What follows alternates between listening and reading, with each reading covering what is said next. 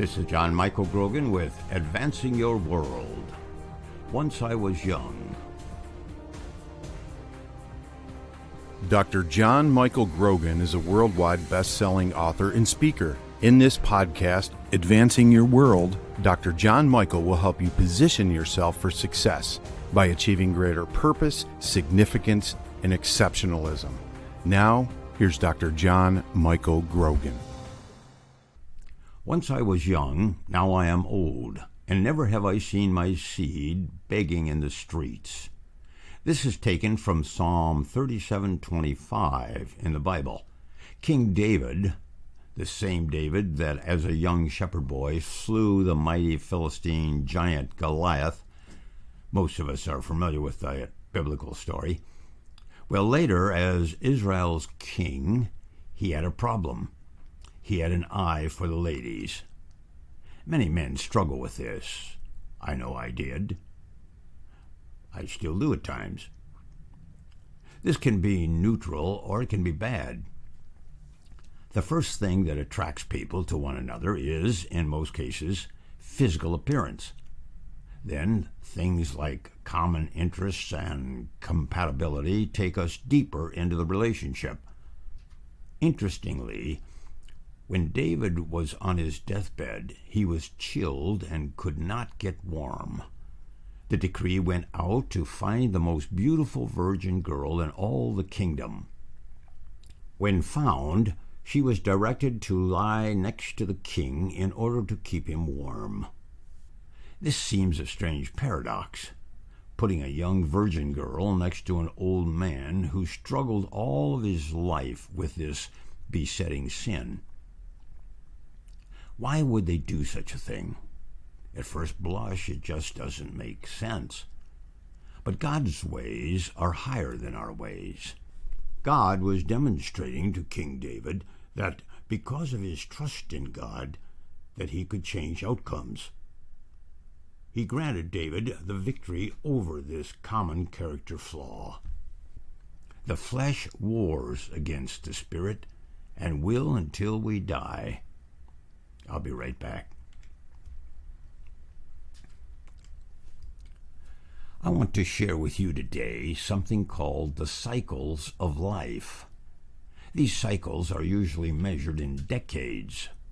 For example, when I was in my 20s, I was, like most others my age, sophomoric, that is, intellectually pretentious, conceited, overconfident, and laboring under assumed knowledge. Louis Armstrong, one of the most influential figures in American jazz, said, "Some folks, if they don't know, you just can't tell them." In my 30s, I was so ambitious and full of myself, as I pretended to be something and someone I was not. I took on the veneer of an eternal optimist. I could leap tall buildings in one bound, and believed nothing could stand in the way of my success. I could achieve anything I set my mind to. It can be devastating when we come to realize that this is a misnomer. Many are misled by Pied Pipers, motivational speakers who make a good living convincing us that if we emulate their gospel, we too can be rich and famous. The truth is, if God didn't put that marble in us, we just ain't gonna be an astronaut or president. How I struggled in my 40s when I realized this. With my flawed self-talk of shoot high, the world is your oyster, I can be the best at anything I strive for, turned out to be erroneous. Seeds planted in my own mind. My harvest was false expectations and disappointment. Shakespeare's Cassius was right when he said, "The fault, dear Brutus, is not in our stars, but in ourselves." Eventually, I came to feel like a blindfolded man in a dark room looking for a black cat that just wasn't in there. Then in my 50s, I came alive, really alive. I not only let God become chairman of the results committee, but discovered two types of people that forced me to make a major decision about life course changes. There are people who don't know and don't know that they don't know. These people will most likely keep repeating their mistakes, perhaps throughout their lifetime. Then there are those who don't know, but know that they don't know. If they're serious people, this will prompt them to search for truth and meaning. The foundation of our mental and emotional stability rests on knowing ultimate truth. In my 60s, how at peace and victorious I felt. Not that I didn't stumble and fall periodically, but I recovered faster. I was like the prize fighter who, when asked what kind of a fighter he was, said, "When I'm knocked to the canvas, on the way down, in my mind, I'm getting up." Life, in many ways, is like a prize fight. Without resolve, determination, and perseverance, when knocked down, we will choose flight rather than fight. Life is not for the faint of heart, if you haven't noticed. In my 70s, I continued my pilgrimage in peace and with confidence.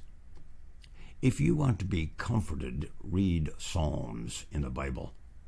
If you want direction about how to live life, read Proverbs.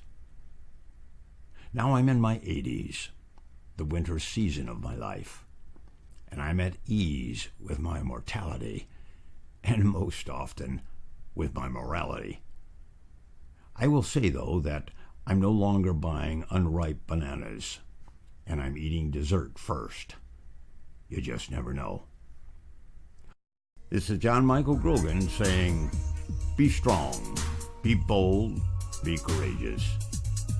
And remember, people would rather hear the truth than flattery.